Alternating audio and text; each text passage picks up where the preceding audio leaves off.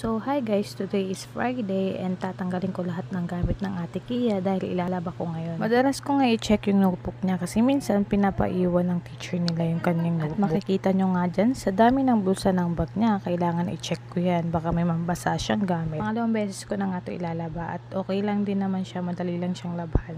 Kagandahan dito, hindi ito naghihimulmol tulad ng ibang bag na nilalaba. At ikaw na lang mapapagod maghanap ng mga gamit niya sa sobrang dami ng bulsa niyan. Pero bago pumapasok yan, binibilin ko siya kung saan ko nilalagay yung mga gamit niya.